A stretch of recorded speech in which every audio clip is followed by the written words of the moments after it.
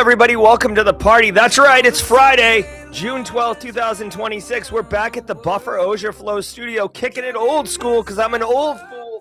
That's right, Dr. Gerald Auger coming to you live from the Buffer Auger Flow studio. Ladies and gentlemen, it's the daily cyber threat brief. Get your popcorn, get your coffee, and get locked and loaded because we're about to rip the top off the top cyber news stories of the day.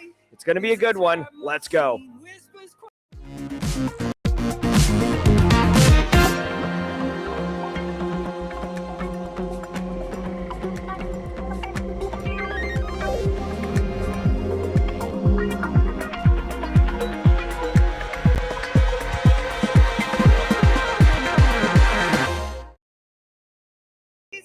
All right, what's up, everybody? For real, though, it's great to be back here at the Buffer Auger Flow studio, having all the little creature comforts and accoutrements of, the retro synthwave show, being able to stand up. I've been sitting to do the show. But I'm not, dude, if you know me for a minute, I'm not the sitting energy kind of guy. I'm the stand-up, big cup of coffee kind of guy, and that's what we're doing today. So if you're new here, this is the Daily Cyber Threat Brief. We are going to go through the top 8 stories in cybersecurity. Of course, you get the headline. Of course, you get the 60-second snippet of whatever it is about the story you need to know.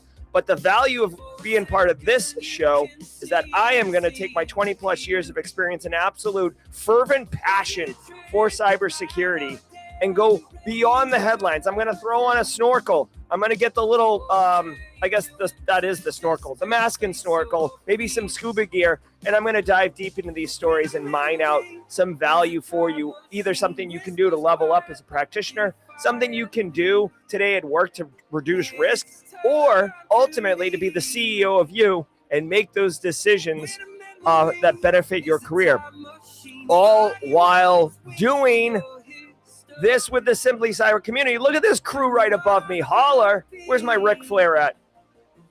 Ric? There it is, Ric Flair. See what I'm saying, dude? We're straight crushing it like a bunch of bosses up in this mother trucker. And the Simply Cyber community is a community unlike no other. You're not going to find anything like this anywhere else on the internet. I promise you that. What do we got? James O'Quiggin, 5 gifted subs, just making it rain up in here. Thanks, James O'Quiggin. Might have to turn the sound effects up. We are working on the Go XLR mixing board so that, we got some challenges.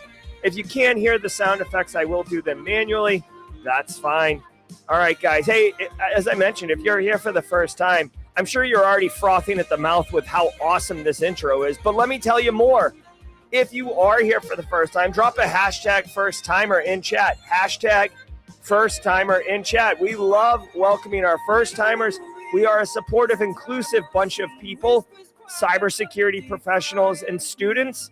So drop a hashtag first timer. You'll get a special sound effect, a special emote, and an official warm welcome to the community. And guess what? If you come back tomorrow, you can welcome someone to the community. Devin Grady, 35 months. Happy to be here this morning. This community is excellent. Thank you, what you do. My man, Devin Grady, good friend of mine and also South Carolina native. My guy, Devin Grady. I love the Debonair. Also, Devin, when I was at Cisco Live, they had baristas all over the place doing coffee art in addition to making really great coffees. So maybe I can put you in my luggage next year. I don't know. We'll figure it out. Anyways, hashtag first timer. Holler at me if you're here. Guys, every episode of the Daily Cyber Threat Brief, including episode 1152, is worth half a CPE. So go to simplycyber.io cyberthreatbrief.simplycyber.io/CPE. Got a link here. Nightbot's going to drop it. DJ Bisek, 46 months with the squad. I think that's longer than I've been with the squad. Holler at you. Thank you, DJ Bisek. Stay tuned because our friend DJ Bisek's going to be making an appearance on Cyber Career Hotline's Friday panel, putting the W out. Every episode's worth half a CPE. When you go to the website, you'll see here, this is the official website for this podcast. You can claim your half a CPE for attending today's brief. It's easy. Put in your name. You know it. Put in your email address. You also know it. Check these 2 check boxes. Very easy, very simple. 3 seconds of effort, a lifetime of CPE. evidence, hit the blue button, the yellow button. Basically, once a month, I'll send you an email. It'll look all fancy pants. It'll have all your CPs lined up. You don't need to do screenshots anymore. We are leveling up here at Simply Cyber, and this is just another piece of that, I guess evidence or, what's the word I'm looking for? Substantive substance. Whatever. I don't know why I'm having like a brain fart right now. This is substantive of what I'm talking about. We're here to support. We're here for inclusion. And giddy up on it. That's all there is to it. Now, every day of the week has a special segment. And, of course, every day has Cyber Career Hotline. Oh, meow. Meow. Oh, my God. Mrs. Auger, she just, sat up somewhere and was like, whoa. That's right. More of that at 9 a.m. Eastern time. But today is Friday, which means James McQuiggan, the same James McQuiggan who dropped 5 gifted subs earlier in the chat, is going to be dropping dad jokes. I do have them on my phone. Just as a reminder, I do not review those jokes in advance, so you're watching me read them in real time and either cracking up or groaning.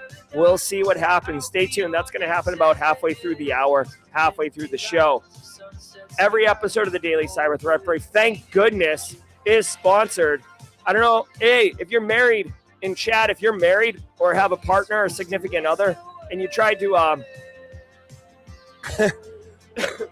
if you tried to convince your spouse or your loved one that you were going to just go hang out in the garage and scream for an hour, but it wasn't paid, they might question you. So thank you. Shout out to the stream sponsors, who I'll read in a second. But I got to start first with Marcus Kyler, 41 months, 3 weeks, and still no emo tray, but I'll keep showing up regardless of this community. Yeet. Yeet. Marcus, have you tried turning it off and on again? I'm just going to start there. Let me know. We want to get your emo tray. Have you tried asking Gemini? That's what I would start with.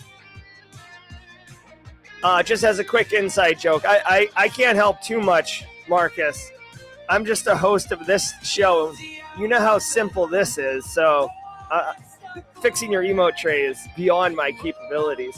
LOL. Marcus did a talk at Simply CyberCon last year and made one slide joke, and I won't let it go. Guys, hey, let's talk about the stream sponsors. Flare. Guys, you want to see how threat actors really operate? Flare gives a front row seat to the criminal underground, from ransomware crews and access brokers to steal alert log marketplaces and Telegram leak channels. Flare shows where cybercrime actually happens, and now with its identity exposure management capabilities, it shows how attackers log in. Like I said, y'all, attackers are not breaking in or hacking in 2026. They are logging in. You've got to protect this. All the supply chain attacks, open source software, the Shai-Hulud worm, the that other worm, Miasma worm, they're stealing secrets and credentials and tokens and keys and stuff, my guys. Get in front of it. Get started today. Go to simplycyber.io/flare. That's simplycyber.io/flare. I'll drop it in chat so you can just click on it and go check it out. You can sign up for a 2-week free trial. No strings attached. See for yourself how awesome it is. Also, remember, clicking on the links, whether you purchase the product or not, does help me and the show. So if you'd like to support the show, click on the links. They're in the description below. Want to say holler to Anti-Siphon Training. Guys, 5 days, 1 hour, 50 minutes, 39 seconds. Threat hunting summit, 6.5 hours of melt your face threat hunting virtual conference, free to register. Get in there, get 6.5 CPEs, get 6.5 hours of education, level up as a blue team defender, increase your awareness as a GRC professional, figure out how they're thwarting you if you're a pen tester, learn from some of the best in our industry for absolutely free at Anti-Siphon's Threat Hunting Summit. Dropping a link to that. Of course, if you'd like to take it to the next level, they are offering threat hunting training John Strand's got an intro to threat hunting on the network. You've got some really advanced agentic AI for threat hunting. Of course, Wade Wells' Cyber Threat Intelligence 101 2-day versions there. These are incredibly affordable trainings. Get an additional 20% off. Get an additional 20% off if you want using my code, SimplyCyber26. This is a limited time deal. The deal expires when the training's over. Go check them out. Love it. Guys, Threat Locker, longtime strong supporter. They were the platinum, super gold, double deluxe, big arch super sponsor for Simply CyberCon, which just kind of illustrates the type of company Threat Locker is. They believe in what we're doing. They also make a great product. They are doing zero trust at the endpoint, at the network, at the cloud. How are they doing it? They take a deny by default approach to cybersecurity application execution, right? So basically, what does that mean? If I give you a binary and you try to run it on your machine, if it's not allowed previously, it doesn't run. That means AI written malware, vibe coded malware, all the malware. No, you write in, but you know what? Hey, you run Notepad, no problem. We got you, boo. Fingerprints matter. Signed apps matter. Threat Locker is working diligently. New apps, new binaries, new drivers come out from Microsoft. Boom, boom, boom. Threat Locker's updating their allow list. No big deal. Stop malware in its tracks with Threat Locker. Let's hear from them. And then get your coffee filled up because I'm coming at you. I want to give some love to the Daily Cyber Threat Brief sponsor, Threat Locker. Do zero-day exploits and supply chain attacks keep you up at night? Well, worry no more. You can harden your security with Threat Locker. Worldwide, companies like JetBlue trust Threat Locker to secure their data and keep their business operations flying high. Threat Locker takes a deny-by-default approach to cybersecurity and provides a full audit of every action allowed or blocked for risk management and compliance. Onboarding and operation is fully supported by their US-based Cyber Heroes support team. Get a free 30-day trial and learn more about how Threat Locker can help prevent ransomware and ensure compliance. Visit threatlocker.com/dailycyber.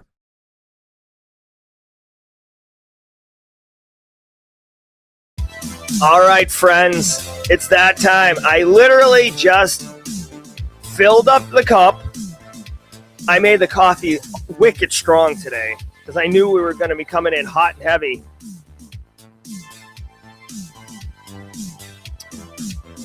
Guys, do me a favor.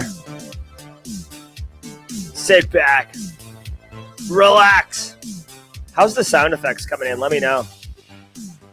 I need y'all to sit back, relax, and let the cool sounds of the hot news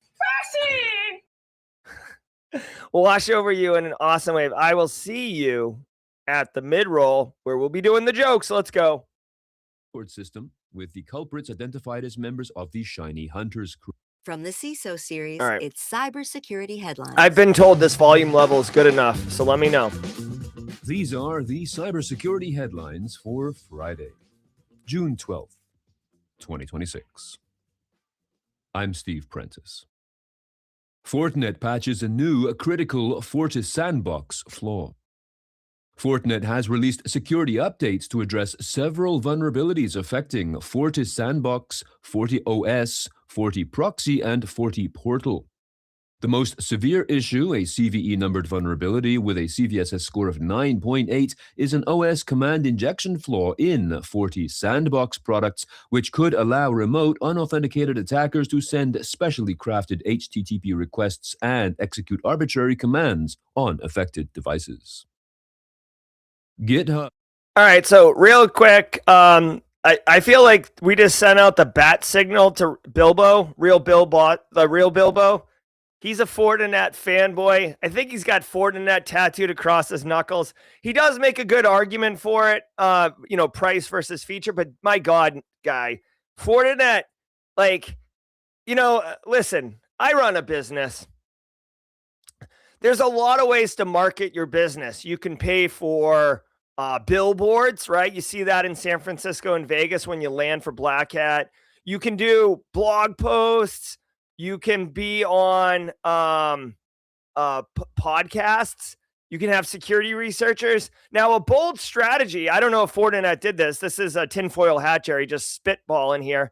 Fortinet's like, listen, what if we just have vulnerabilities all the time and we can be the best company at constantly patching them and we'll constantly be in the news because we'll constantly be talked about? How's that sound? And the CEO's like, oh, yeah. Like, we don't even need a marketing office. We need just extra security engineers. I'm not saying that's what they're doing there, but I got to tell you, I've never seen a Fortinet ad. I have seen countless Fortinet stories of them having vulnerabilities. Now, what I particularly like about this one, or I find, Alanis Morissette levels of ironic, LOL. That is a drink. I just realized you youngs don't even know, but by the way, her whole song of "Isn't It Ironic?" Like all of her examples are not ironic. That always annoyed me. Words matter, Alanis. But anyways, listen, the 40 sandbox tool, the thing that is supposed to keep things contained so you can detonate them and then figure out if they're bad, is the problem. The sandbox, this is ironic. The thing that's supposed to keep malware detonating inside a controlled space is the thing that's allowing you to run operating system level commands remotely unauthenticated. My guy, unauthenticated remote code execution is the special like that's the keyword. Back in the day of Alibaba, is it Alibaba and the 40 Thieves? Was it Alibaba? I might be canceling myself right now. Like the Sinbad, like the whole like Aladdin era type stuff. Like Open Sesame was like the special word to get the secret passage open.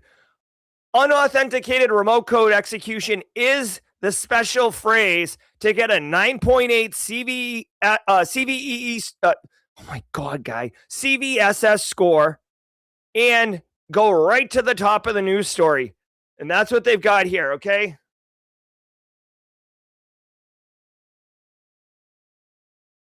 Right? So someone's saying it's not ironic. Fortinet has problems. All right. So as always, guys, with the CVEs, if you're running Fortinet, believe me, you're probably on a first name Christmas card level relationship with the IT people, the network engineers, because you're talking to them every other week about your Fortinet stuff.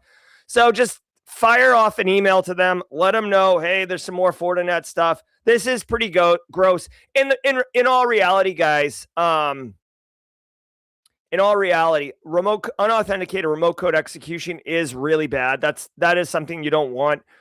It doesn't necessarily mean that you've got a big problem in your network. It does mean that the vulnerability is gross. Looking at DJ BSEC's EPSS score, or is this this is a Barricade Cyber's EPSS score. It has a score of 2.03. Just to educate everybody, in case you don't know, when we talk about vulnerabilities and how bad they are, a common scoring system is CVSS.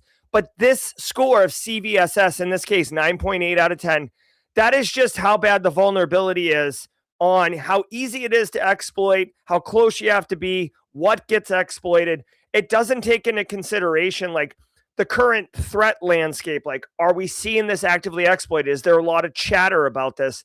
Those type of things. So EPSS, which is like exploit prediction scoring system, I believe is what that acronym stands for, is a bit better at giving us as practitioners what is the reality of this what's the reality of this vulnerability being a problem in my environment in the next month. That's what this score is, and therefore better. Now, in this instance, it's a 2% chance. So you have a 2% chance of having this exploited in your environment. If it is exploited, it's in the 84th percentile. You should read that is of the hundreds of thousands of vulnerabilities in the EPSS database. This is the 84th percent of how bad. The closer to 100%, the closer it's bad. So for my money, I'm really more concerned about this value right here. How likely am I to experience it? And then if it's like over 10%, how bad is the percentile, right? It does not.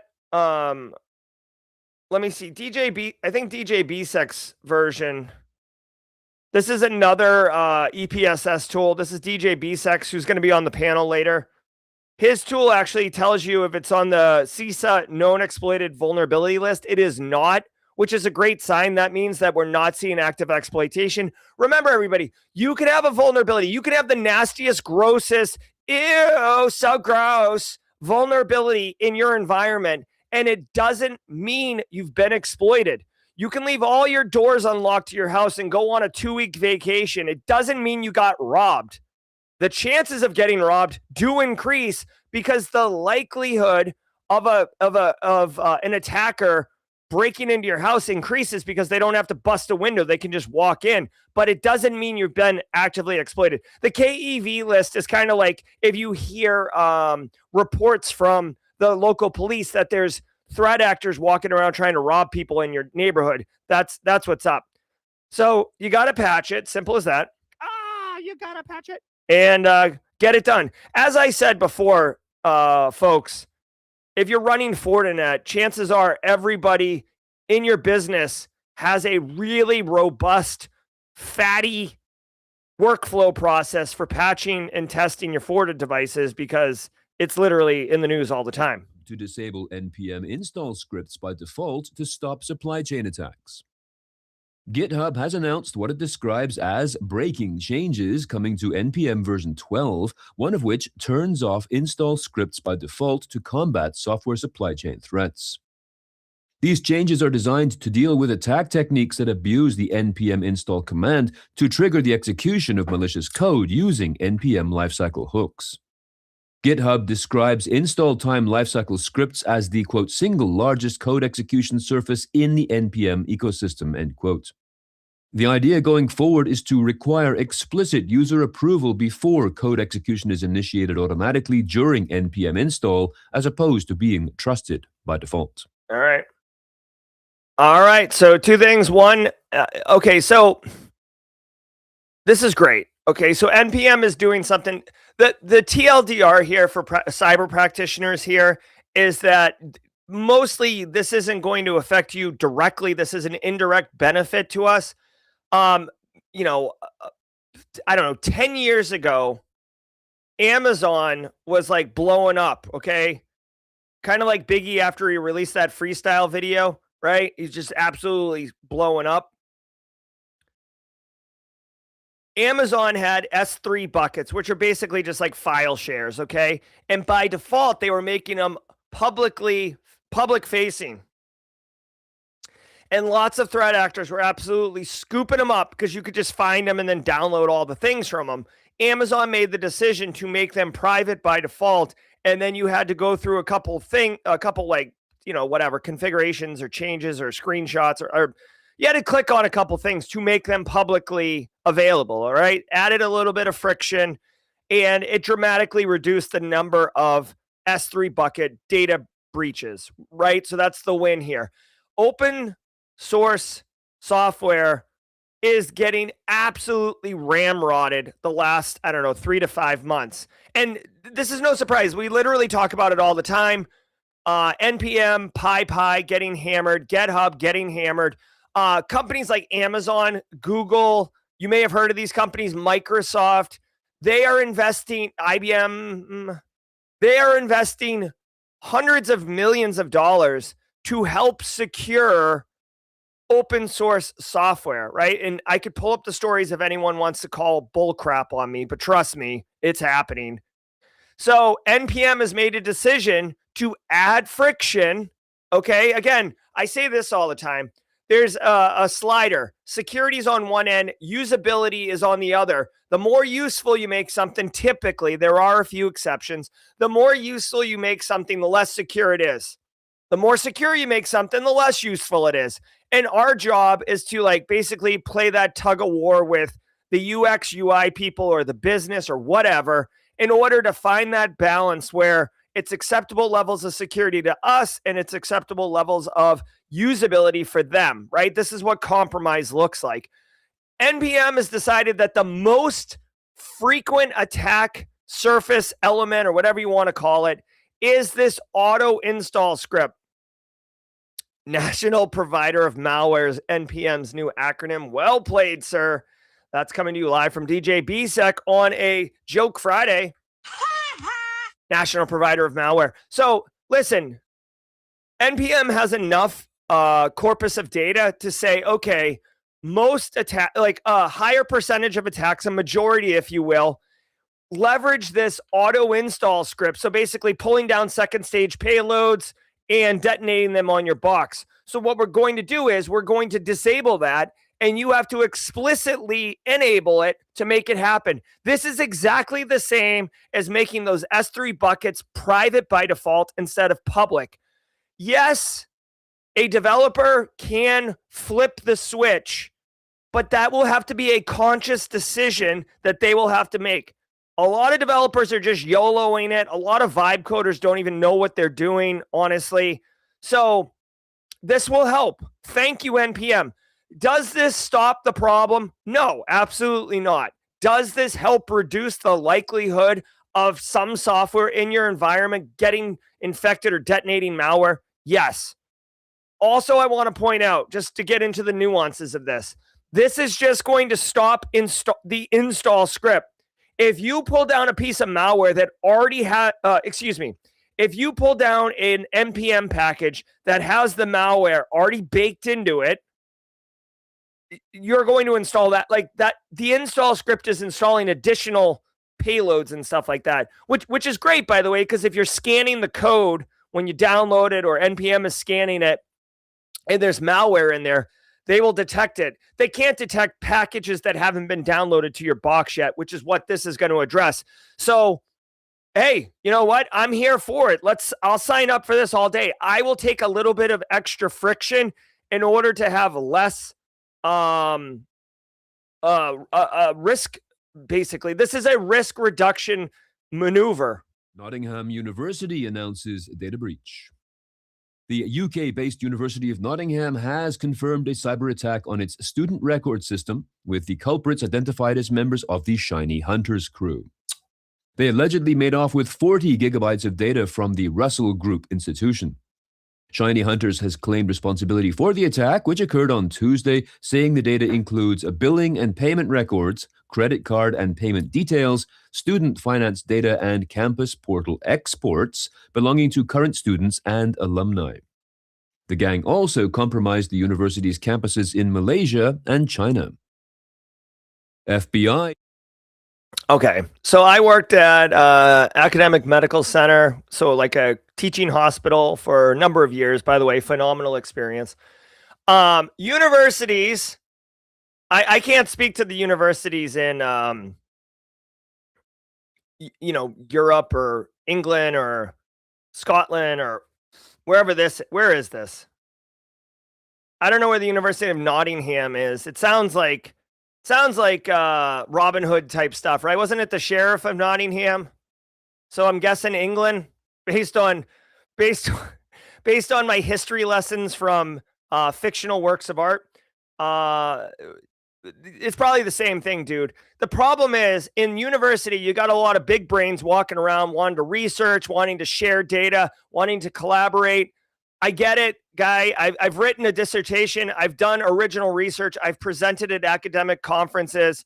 I've got my toes. I have 10 toes. I think maybe 2 of them are in the academic scene. Okay. So I get it. But it introduces risk and attack surface and all the other things. Shiny Hunters, Shiny Hunters is actually, some of the operators in Shiny Hunters are in Great Britain or United Kingdom or London. Roswell, UK, can you explain the difference between Great Britain and United Kingdom? Is Great Britain deprecated? I know I don't, you guys with your rules, but I feel like Shiny Hunters is just straight up hitting whoever has things, right? Like they're a equal opportunity criminal. They don't care. Like they don't really have a specific target. They're just hitting whoever they can. They've got a pillowcase full of pool balls and they're just running around the mall and whatever they hit, they score on. I do think that this is their backyard. I don't know definitively, but getting this data, we'll see. They got 40 gigs of breach data. I don't know if Nottingham University has money to pay a ransom, Usually higher eds don't, but they depend a lot on alumni and donors and stuff like that. Listen, if you're going to hit a university, the little Threat Actor Academy here, if you're going to hit a university, the donors is the one to hit because they don't want people to know that, like, they're typically well-funded alumni and individuals, and they don't want people to know that they're donating millions of dollars. So, like, that would hurt the university because those donors wouldn't give next year if their information got out. Okay, just not saying what to do here. That's what I would do. Trey Black says this show's a must-watch every day. Yes, sir. I've referenced it in interviews, used it to drive awareness, faster patching, an invaluable resource. My guy, dude, Trey Black. What's up, dude? Love it, love it, love it. Okay. So, whatever. I said this. Oh, hold on. Someone just sent me an infograph. By the way, James McQuiggan, if you want to know, like, how the quickest way to my heart, give me an infograph. Hold on. Let's look at this thing. James didn't know he was flirting with me, but he is. Turn this light off. Oh my God, look at the graphic. Whew. Dude, you could write a 500 character paragraph to explain this. One graphic, and here we go. Look at Great Britain is the main island. United Kingdom also includes Northern Ireland. The British Isles is all of it. I guess the Republic of Ireland is like, no, my guy, we're not. We're just going to gloss over colonialism and all that, East India Company and all, Hong Kong and, Africa. I will say, though, shout out, my wife is from Guyana, which is an English colony in South America. So, like, I don't know how that relates, but it is, it's like 6 degrees of separation. Love my wife. Just throw that out there. All right. I'm sweating from the coffee right now. Final thing I'll say about this. I am claiming that shiny hunters will get taken down by law enforcement this year. Regulators, mount up. All right, let's go. FBI seizes 13 websites allegedly used by China to recruit U.S. workers. The Justice Department announced on Wednesday that these websites were part of a Chinese effort to target American workers who have access to classified or sensitive government information. All right. Hey, so this is kind of fun. Little interesting insights. So I made the colonialism thing, and Roswell, UK, who's our local, I guess, UK or London citizen, said, geez, Jerry, Empire was a while ago. Looks like people are trying to distance themselves from that. I mean, he says it was a while ago. I'm just, let's just take a look here. Let's just take a look. Hong Kong separates from Britain. What year was it? 1997. 1997. I guess that was a while ago, Roswell, UK. A full 28 years ago. A full Casually Joseph life. I'm being facetious, Roswell, UK. I'm cherry picking the most recent one. I understand it was like the 1800s. I'm just being a tit. Where's my dang shirt, Jerry? Oh my God, Priceless Pancakes coming in hot. All right. The sites appeared to be affiliated with consulting companies that advertised job openings for current and former holders of security clearances. This follows on from an announcement from the Five Eyes Intelligence Sharing Alliance that we reported on Tuesday regarding an uptick in China-based recruitment scams. Regulators, mount up. All right. Unfortunately, the grossest thing that's going on right now is fake job ads, fake scam ads for jobs, people getting taken advantage of, business, people being essentially like process hollowed. If this is a very advanced hacking technique, but like it makes sense for what I'm saying. Process hollowing is the technique of basically gutting out an active running process in memory and sticking in your own shellcode in the memory, and it doesn't show up because it's still the actual process. But that's what's happening here, like getting people who work at companies to basically compromise themselves for like job interviews and then give access to that stuff. The big play here is likely espionage. They had 17 different websites or 13 websites the FBI took advantage of, took them down. Spies for the Chinese military intelligence have been posing as workers on behalf of private businesses, advertising bogus jobs, and pressuring candidates to provide non-public information. Hello, that's what espionage is. I don't know why they're even bothering with this level of effort. Just hack all the things. But applicants and recruits are offered money for reports related to their work for sensitive information. The operators of the plot, alleged to be tied to the Chinese intel services. Sure. So the good news is people came forward after doing the interview and basically said, hey, I did this thing. It felt icky. I think that something sussy sus is going on. We're getting paid by cryptocurrency for an online payment system that's not typical. The FBI got involved. Dude, shout out. I'm super pumped. Listen, I got to just tell you really quickly, like, you got to be on the lookout. Everybody in chat, like Marcus Kyler, for example, has been very public about he's job hunting right now. If anybody's interested in getting some talent that knows how to do GRC and also deep cyber knowledge while also being an amazing individual and inspiring professional, Marcus Kyler is in chat. Phone lines are open for Marcus Kyler. But China knows like that there's a lot of Marcus Kyler out there that are trying to, basically do these things. Again, this seems like a lot of work. Like this is like squeezing a lime that's like 6 weeks old. Like you'll get a little bit of juice out of it, but my guy, like, why don't you like lean into like your strength, China, instead of setting up fake websites and doing these fake interviews? TLDR, this is China all day, every day. Huge thanks to our sponsor, Doppel. Cyber criminals don't respect your security silos. They use one connected attack chain to hit your brand externally, infiltrate your inbox, and manipulate your team. Stop playing whack-a-mole with fragmented tools. Doppel unifies digital risk protection, human risk management, and email security into one unified platform. One attack chain, 3 pillars of defense, 0 blind spots. Secure your enterprise relentlessly at Doppel.com. That is DOPPEL.com. All right. Hold on one second. I'm just making fun of James McQuiggan's. I'm just making fun of James's age. All right. Hey, check it out. Let's do this.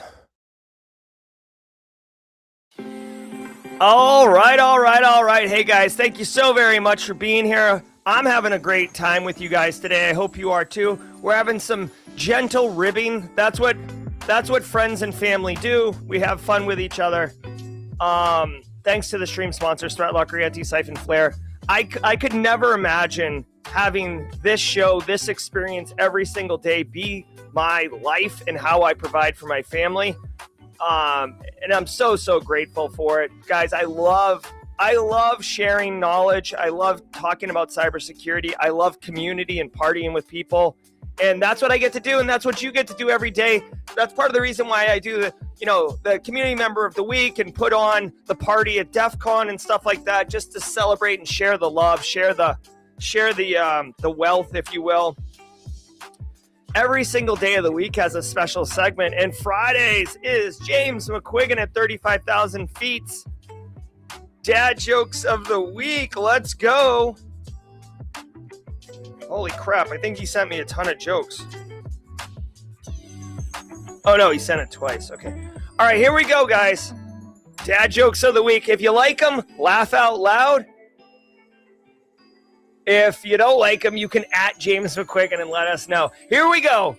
James McQuiggan says, here's the, what do you call a woman with one leg? What do you call a woman with one leg? It's easy. You call her Eileen. But just as a bonus add-on, don't ask her to walk over to you, because with one leg shorter than the other, she would just do a circle. I make that joke, but listen, my mom, like legit, like this is a serious, my mom had polio and like one of her legs was shorter than the other. So like just in all reality, if you do suffer that was just a playful joke. I wasn't trying to like, insult anyone with one leg shorter than the other. Okay, hey, where are average things manufactured? Where are average things manufactured?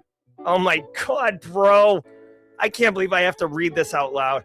Where are average things manufactured? They're manufactured at the Satis factory. Satis factory. All right, there we go. And finally, James wants to know, after the airline lost his luggage. Guys, we call him James McQuiggan at 35,000 feet because he spends a ton of time in the airports flying seat 3B on Delta. This is a common thing for him. After the airlines lost his luggage, he tried to sue the airport and Delta. He was suing everybody, but he lost his case. All right, those are your jokes of the week. James McQuiggan at 35,000 feet. I love it. The Satisfactory one I also didn't get. I don't know. Is satis a word? Hold on. Is that like a Greek, a Latin word? Satis? So satis is a Latin word meaning enough. So it's mediocre satisfactory. All right, guys. Thank you so very much. Let's get into it. By the way, I do love, dude. I love how salty chat gets. Chat gets so salty during the Friday jokes of the week. I love it.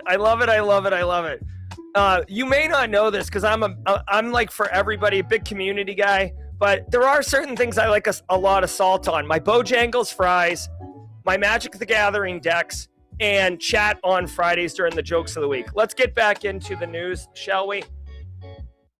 Shuts down major Australian sugar mills, disrupting harvest. Australia's second largest sugar producer, Mackay Sugar, Mackay, announced the attack, which has disrupted sugar production in one of Australia's largest cane growing regions.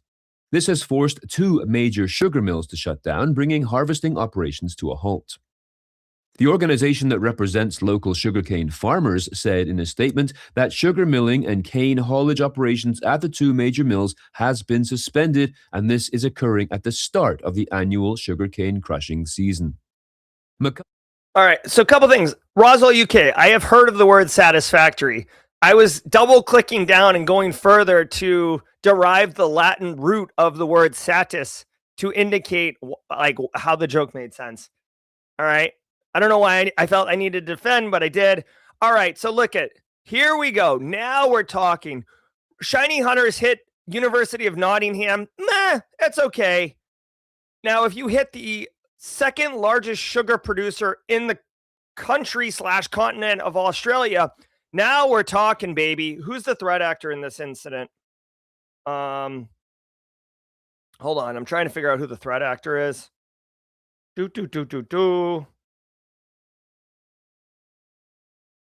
All right. It does not say who the threat actor is.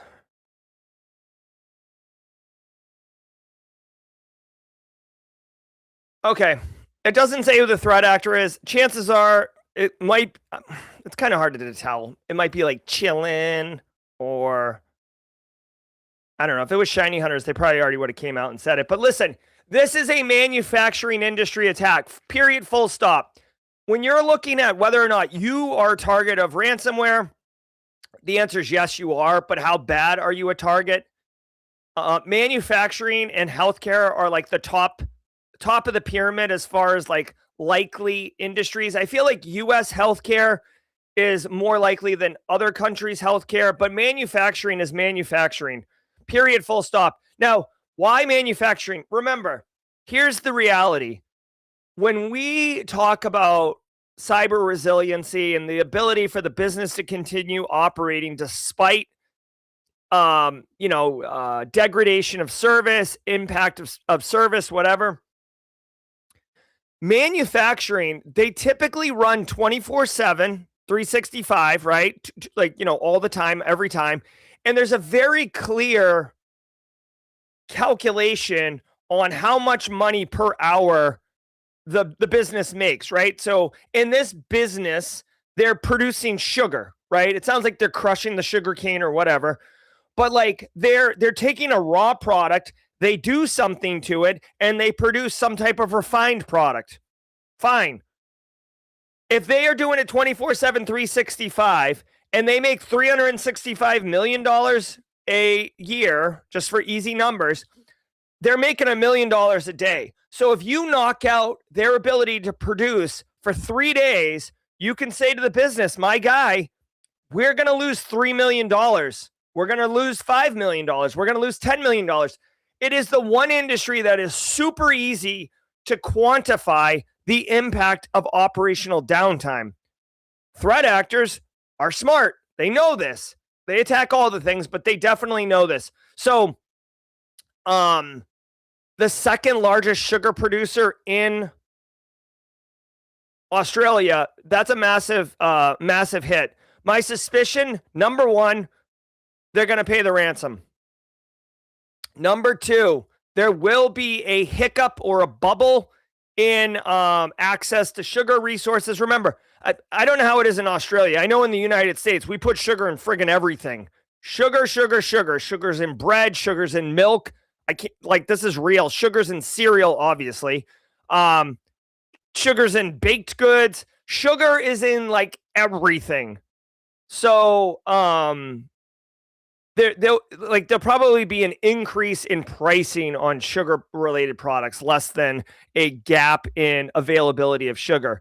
Like I said, I believe that they're going to pay the ransom simply because it's all the company does. They made $420 million last year.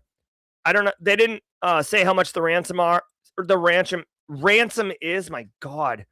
Let me see if I can do some back of the napkin math times 0.03. $12 million.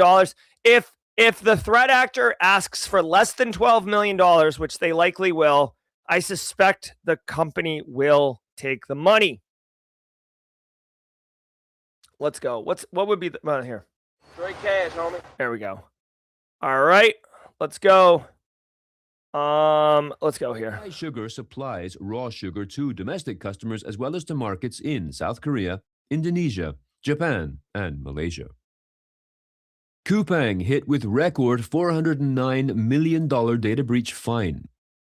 South Korea's data protection regulator, the Personal Information Protection Commission, has fined the e-commerce giant Coupang a record 624.6 billion won, which is roughly $409 million, following a massive data breach affecting more than 37 million customers. The company's subsidiary, Coupang Fulfillment Service, was also fined 248 million won for, quote, unlawfully collecting, using, and handling customers' personal and sensitive data, end quote. This breach occurred in late June of last year, but was discovered only in mid-November.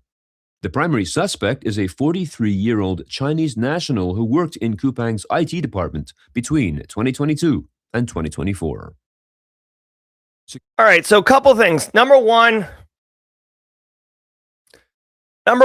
normally we hear about GDPR fines being the privacy thing. I hadn't heard of this South Korea law, the Personal Information Protection Commission. I guess it's not a law.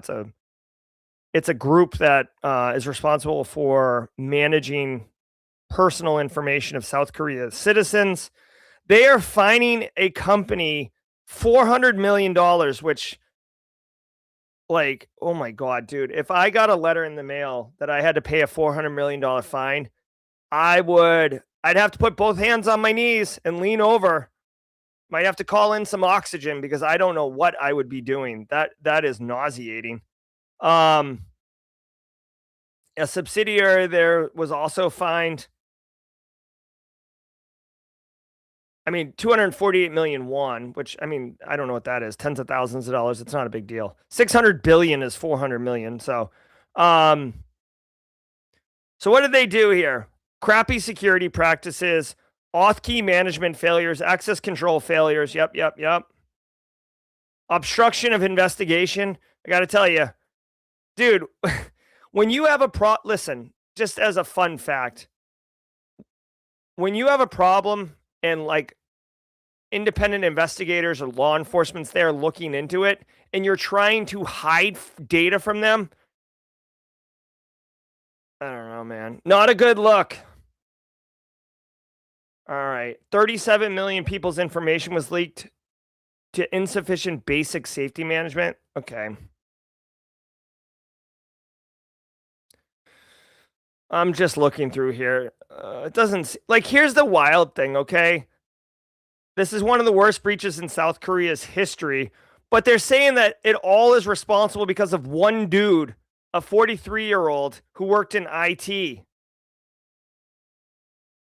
That employer returned multiple hard drives containing sensitive data, disposed of a MacBook Air laptop in a river to destroy evidence, but the device was recovered. Dude, if you're going to throw something in a river, like, how did these things always drive me wild. Number one, like, how did they knew he threw it in a river? And two, like, how did they recover it? And three, dude, if you're going to do something like this, like, get a boat, go out in the ocean and drop it. Again, I'm not trying to teach you how to commit crime. It seems obvious. Okay, so here's my thing on this one. Okay, number one, for everybody's benefit, if you deal with South Korea, they have some type of organization that will fine you for crappy cybersecurity practices resulting in data breaches. Number two, this particular company got fined for $400 million, but it seems unfair, really, just really quickly. I usually don't side with the companies, but dude, one guy stole a bunch of data, kept it for himself. Like, why is this the company's problem? The guy worked in IT. He definitely had privileged access. He could definitely do these things. Him taking hard drives, him having a MacBook, whatever, him taking his computer home. Like, dude, in 2026, nobody, Devin Grady, Morgan Foxtrotter, Michael Fink, none of us are looking sideways at an IT guy taking some tech out of the office. Like, if anything, you're holding the door for the guy. So I find this kind of preposterous that the company is being held accountable for some jackwagon who got selfish and sticky fingers. You know what I'm saying? So whatever. I mean, it's not my money. I don't really care. Straight cash, homie. But I guess if there's a lesson learned here, you know, you should, this is an insider threat. Insider threats are tricky things to deal with because hey, we're all a family here, but at the same time, I suspect everybody of stealing everything. Just have good privileged access management, guys. Hey, if you don't need access to this, you don't get access to it. Hey, conditional access. Hey, we're going to take logs of you. Hey, it looks like you exfilled 5 gigs of data from like the file server. Hey, it looks like you moved your entire OneDrive folder off to a personal Google Drive. Are you going to be leaving the company in the next couple weeks? Is that what you're up to? Right? By the way, that's a huge telltale sign. If you see someone mass moving their own personal files off a corporate asset onto a personal asset, chances are they're going to be given their notice soon. They think they're clever by exfilling data before they give their notice, but in reality, we have the logs. It's called receipts, dude. Security company seeks to add phone, AirPod, and smartwatch trackers to license plate readers. The company, which goes by the name of Leonardo, wants to add sensors to automatic license plate readers, otherwise known as ALPRs, to attract unique identifiers of mobile phones, wearables, and other Bluetooth-enabled devices located in the cars whose plates they are scanning. The goal is to assist law enforcement in identifying specific drivers or passengers. The technology, called signal trace, would turn ALPR cameras from devices focused on tracking cars to ones that can more readily track the location of particular people. Most cybersecurity... Bro. It says this company. Is this company Palantir? What company is this? The technology is called Signal Trace, but who's the company behind it?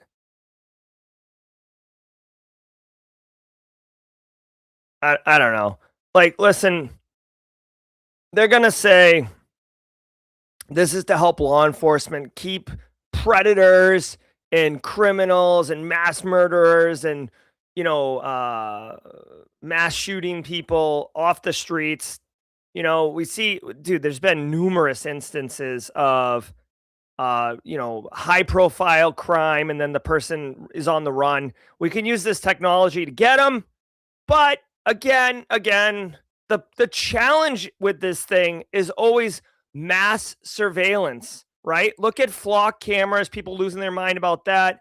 Dude, the license plate reader is fine, but like it looks like this technology doesn't give a damn about the license plate. It's like an additional thing. Oh yeah, it's Leonardo. We're going to do a little bit research on this Leonardo company in a second. But the idea is that now, if I get in Casually Joseph's muscle car, right, assuming it's running, LOL. Okay, Joseph's always talking about having to pay for his car to get repaired. If I'm in his car, the license plate reader doesn't know I'm in his car. But if my phone is beaconing and my smartwatch is beaconing and all the things are beaconing, well, now you can get a full profile of who's in the car. So for all those for all those champions who are like, well, what's the big deal, Jerry? What do you got to hide? Okay, here's the deal. Like, let's say, for example, you didn't like the current federal administration. Just saying, okay? Like, this is completely hypothetical. Let's say you didn't like that. Now let's say that you started to host meetups or gatherings. Like, what's the term? There's like an actual constitutional word, and it's eluding me right now. But like, the right to organize, is that it? So you're gonna organize some type of like No King's Day thing, but someone who's in a position of power doesn't want you to coordinate because you're having a lot of success, or you're championing some candidate that's going to oppose the current faction, right? Well, now not only can you find that person because they're driving around, you can identify who's in the car with them. You can follow them where they're going. You can see where they're organizing. You can begin to profile the entire organization. That's how it could be, abused, if you will. Also, again, not to be like Debbie Downer here, wah, wah, wah, but like, let's say that you are, and this has happened many times, so I'm not making this up, okay? But let's say that you are law enforcement, right? And you suspect that your spouse is having an affair on you. Wouldn't it be great to just quickly check to see where they are and see whose car they're in, then see whose Bluetooth is also beaconing in the car with them? You know what I mean? Like that's not okay. You can't abuse these things. And obviously we would have hopefully detection and logging of abusing these things. But there have been numerous cases in history of this type of thing. So mass surveillance, 1984, Orwellian. It's always wrapped under the, defensive or Ministry of Safety, Ministry of Truth. Like, okay. I'm sorry. I'm not trying to be hyperbolic. I'm not trying to exaggerate to make a point. I'm not trying to be salacious and get clicks or any of that crap. I'm literally pointing out why people have a problem with this. Also, 404 Media, big fan, love them. Really quickly, just as an exercise, let's do this. Signal Trace, Leonardo company. Whoop.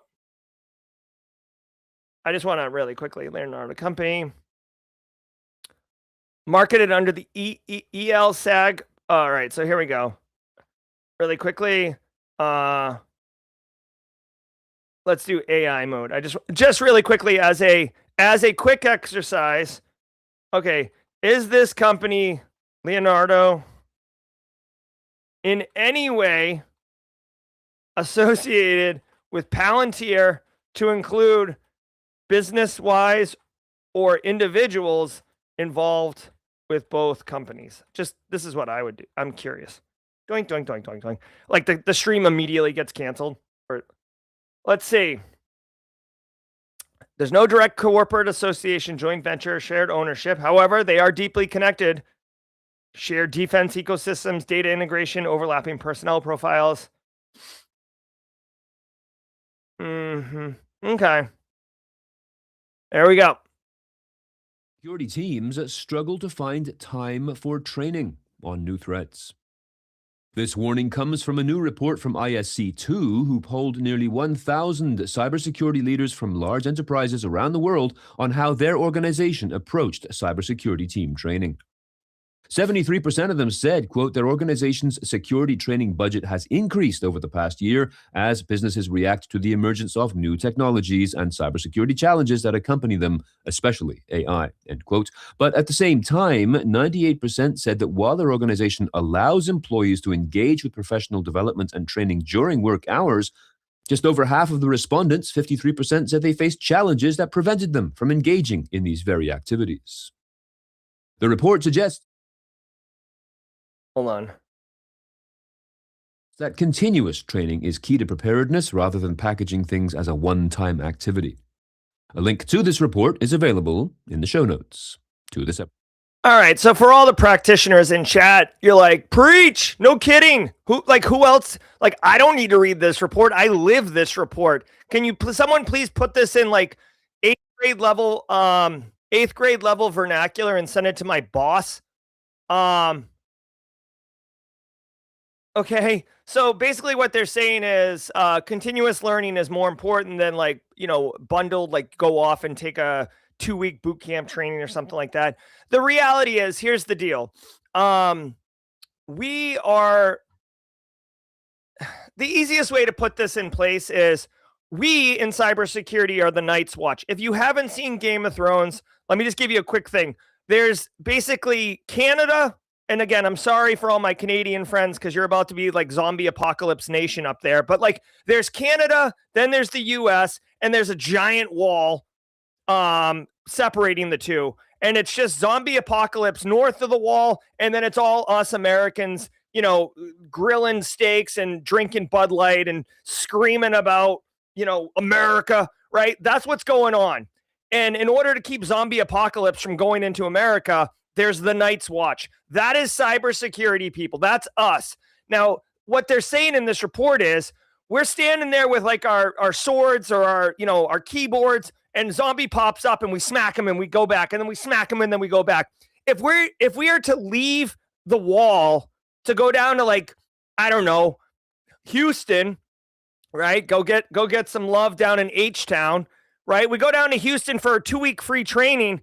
There's nobody on the wall smacking the zombies back, right? And that gives leadership in the business, a butt pucker type situation. So they're like, no, you can't go anywhere. We'd love to get you trained up. Love you, mean it. But in reality, you can't leave because we need you to slap at the zombies. That's what's up. Okay? So what they're saying here is most people have to do continuous learning, which by the way, is why things like, and again, this is just the way the show works. Anti-Siphon's Threat Hunting Summit. It starts at 10 a.m. It ends at 4:30 p.m. 5 days from today. You can get to work. You can do your job for a few hours, check the emails, do the things, and then get some training while continuing to monitor. Now, is it fair? No. It sucks. It sucks because we're asked to basically compartmentalize, not immerse ourselves in learning, kind of have even like there's people in chat right now, okay? I guarantee you, Space Tacos is a perfect example. There's people in chat right now who are listening to the show while also working. They are multitasking because they are asked to do more with less. They're asked to multitask in order to like do their job while training. And it sucks. It sucks because some things require focused effort and energy. The only thing I can tell you, in my experience, the best thing I can say is if you want to learn something, say you want to learn AI or you want to learn friggin' NIST CSF or whatever, choose your own adventure, right? Try to figure out a way to make whatever the skill is or the impact you're going to have relate to your business and then sell that as a value to the business. The reason I recommend doing that is because then you're multitasking, but it's the same thing. So like you're doing the training, but you're also working, right? So instead of having two disparate things going on, checking email, like cleaning phishing quarantines up, and listening to a virtual summit, you can just be like learning a skill that and then your like case study that you're building is something that directly relates to the business. That, in my opinion, that's the best way to do it. All right, let's go. All right, hold on 1 second. I think that's going to do it. Let me check the panels here. All right, guys. We did the thing. We did the show. Holler at you all. Thanks so much for being here. We do have a wonderful cyber career hotline coming up. Phone lines will be open. Oh, yeah. Is it getting hot in here? My God. Look at this steamy dreamboat. Woo. I'm kidding. It's me. Guys, cyber career hotline's coming up. On Fridays, we do a panel. We're going to have a lot of practitioners. Looks like we have 4 panelists right now. We can add... Well, let's see how the 4 goes. We have 2 more, so we could do 6. I think 6 is pretty much the maxing out. So we'll try to do 6. I'm Jerry from Simply Cyber. Thanks so much. It's great to be back in the studio. Just an overall programming note. I will be back in studio all of next week. And then we hit the road again, heading to Massachusetts. It's a busy summer for the Auger family. I'm Jerry from Simply Cyber. Thanks so much. And until next time, stay secure. Jerry guy. Jerry. I'm Dr. Gerald Auger. This is the Cyber Career Hotline. If you're building a career in cybersecurity, this show is for you. Let's get into it. All right, what's up, everybody? Welcome to the pod. This is Cyber Career Hotline. I'm your host, Jerry Guy, coming at you hot and live. We're going to be doing Cyber Career Hotline. Phone lines are open. Very simple. On Fridays, we have a panel. We're going to get a great bunch of professionals here. I need you to drop your questions in chat. As simple as that. Let me turn the music off so I don't screw up any audio. First is a long time. We haven't seen him in a hot minute. Ladies and gentlemen, DJ Bisek. I didn't know I was coming on first. Hey, guys. Wah, wah, wah. All right. James McQuiggan at 35,000 feet. Come on down. Wah, wah, wah. Howdy, howdy. And another, regular of the Cyber Career Hotline, but hasn't shown up for a hot minute. Ladies and gentlemen, Sean Kilborn. Sean, what's up, dude? Woo, Sean. How's it going, everybody? It's good. So get your questions in chat. Let's go ahead and just for the sake of discussion, DJ Bisek, can you give us 15 seconds on just kind of like what your area of expertise is so people know what questions to ask? Then Sean, then James, and I'm going to get Fleetus and Bowtie Security Guy. Go. Jack of all trade. I've done everything from networking all the way into security for the last almost 30 years. There you go. Sean, what's the background so people know? Been in cyber for about 20 years, started out on the Navy Red Team and predominantly offensive security, then moved into the defensive, the dark side, right? And then career in leadership, deputy CISO role, currently a director for a consulting firm. Yeah, and just a great mentor. He's been on the show several times. James is on all the time. Sean's been on periodically, DJ Bisek periodically. So we've got some great talent here. James, give us some love. Let's see, 25 plus years experience, IT, cybersecurity, worked at industrial control systems at Siemens, CISO advisor at Noble4, and now got my own consulting, apparent security, making those cyber threats apparent. All right. I love it. James, check your mic. Let's go ahead. And Marcus Kyler, let me know if you really do want to join or you're just being funny. Let me know. I'll drop a link in chat. There we go. Should be coming in. Yeah, no, you're good. All right, here we go. So drop your questions in chat. Let me grab the first one. Hey, so actually, you know what? Let's kind of throw it to Sean Kilborn, kind of throw him right in the fire. Sean, the last story we covered said most cyber teams struggle to find time for training on new cyber threats. There is a real struggle with keeping people abreast on skill development, right? We all stay current, like the daily cyber threat brief, reading RSS feeds and stuff, but actually getting trained to deal with these things. What's been your approach as a director over cyber practitioners in order to balance their training with, staying, delivering, excellence?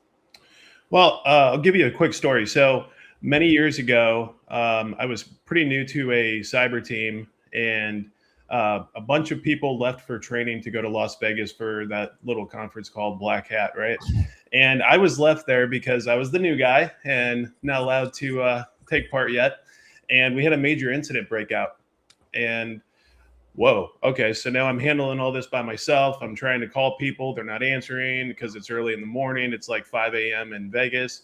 And it gave me a new appreciation for making sure people are adequately trained and cross-trained, so that as a leader, I started making sure that people had at least, fundamental skills so that we could afford to send people to training. Hopefully not everybody at once, but at times like Black Hat, right? You have a lot of people out. Big conferences, you have a lot of people out.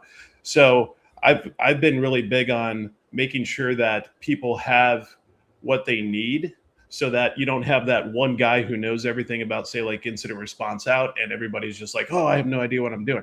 So that's one of the things I've done as a leader. But I've always also positioned that we need to remain relevant.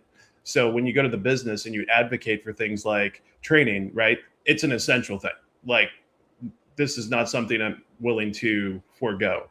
We have to train, because if we don't train, we're never going to be able to match what's coming at us, right? And that was very definitely true when I was doing critical infrastructure stuff. So I love it. Fleetus posted in the third just joined us. Fleetus actually manages a team of professionals. Fleetus, just to continue on to this particular topic, making it actionable for people in chat. What is an effective way to ask management to either fund training financially or fund training from like a give me the hours? Yeah, so I appreciate the previous comment. I use the analogy of, would you want a plumber doing plumbing work who's never done plumbing, or an electrician? So like, if my trade is to stay relevant, you need to know how the tools work. So if I'm building a new house, I don't want a plumber who's never deployed something, or someone to deploy flooring who's never put down the type of flooring that I'm asking. So I try to make it into business acumen where they would personally, like if they hired someone, they would want them to have the skill set. So I try to use those analogies. I also, at the same time, I try to push that they can come back and present. Train the trainer, I know it's a little tricky, but like they can come back and give a brown bag. They can do a lunch and learn, and they can read me in on the conference. They can do a quick workshop on what they learned to teach the team to help build their sword, their playbooks, their run books, their continuity, because of the topics that they're learning. We talked about this numerous Fridays. Every conference has an AI heavy, but every conference steers how to use the AI differently. And you're going to learn what tools will apply to our stack and how do we go about it. So you're just taking relevant terms that they're used to hearing and then applying it back to how they would personally hire someone. Yeah, and that's a great point. I forgot. When I worked at Booz Allen, I would always put that when I come back, I would deliver some type of presentation on something of value that other people can use, which, was usually the grease that I needed in order to get things approved. also for better or worse, I would still be available for work. So like if something popped up, I'd be that a-hole who's like standing outside in the parking lot, like with my laptop doing the thing. Uni395 says, how can I avoid a career gap in cyber, and how long of a break is considered a career gap? James McQuiggan at 35,000 feet. Why don't you take a run at this one? I'll take a run at it and probably smack right into the wall. Wham. Yeah. So, we never anticipate or never expect our work to kind of get pulled out from underneath us and us standing there going, okay, now what? So, that happened to me back in January. And so, one of the things I did right away for me personally, and because of where I was in my career, was started up my own LLC, had my own business. So that way I could at least not have a gap on LinkedIn. But, if that gap does appear, I think LinkedIn does allow now for you to be able to put in, searching for a job or whatever, because theoretically, and Bowtie Security Guy will tell you, your full-time job now when you don't have a job is to find a job. And so you make that your daily routine of going through and working on your resume and networking with people and mock interviews and having interviews and everything else. So we never want to have that gap, but also at the same time, always be looking. Always be chatting up with other people with regards to what opportunities are out there and what are they seeing, because it's your network that's going to help you either land that next job or get you the clients that you need overall. And speaking of the devil, Mr. Robert Wetstein, Oh, Bowtie security guy. You must have said his name 3 times, James. I did. Bowtie security guy. Bowtie security guy. I appear when you say my name multiple times. That's how this works. But as you know, hello there. So Hello. there we go. So that's kind of my take on it. With Yeah, regards to it. you know, personally, I'm old school, so I'm in my 40s. I've always been a fan of no career gaps, right? Not that you can necessarily control that reality, but I am a huge fan of, like James did, like start your own business, have like you're doing some work, and like I don't lie. But if I say like, okay, I'm going to start a GRC company or whatever, like I would find a friend or the church or whatever, just do one piece of work. Like just let me come in and talk to your group for 10 minutes about business email compromise or scam phone calls or why you don't owe money to a toll booth in New Jersey, right? And then I can say legitimately, I am doing GRC work. Like, I don't have any clients right now, but I have done work under this moniker. And then you kind of meet that gap. Justin DeJong says, how can the NBA afford his new boat if we're hiring enough peasants to allow the free time to train? Okay, so he's just dunking on have nots. I love it. Goat in the Machine says, I would love to hear how people are addressing asset management. It's the most basic function, but I've never seen it done well. Is everyone doing it poorly or acting like it's okay? All right, so Bowtie security guy, you just hopped on. You are executive. Sure. Like you are responsible for stuff like this. Go ahead. And I am very much so. I will say asset management's always a struggle unless you put some very harsh guidelines in place that specifically say, if you are not onboarded into asset management, we shut your system off. That was where we saw a 60% asset management in our cloud to a 99% asset management, in our cloud, because people want to do their jobs. And if we remove their ability to actually do what they need to do, they tend to comply. And personally, I believe asset management is one of those areas where it is absolutely critical to hold people to the highest standards. Anyone who's worked in incident response or any sort of like dealing with a breach, knowing where your critical assets are and understanding those critical assets is absolutely imperative to being able to fix the issue as quickly as possible. So unless your organization is willing to put those penalties down, like, hey, you just spun up a new instance, it's currently not onboarded into asset management. We've paused your machine until you've actually onboarded it.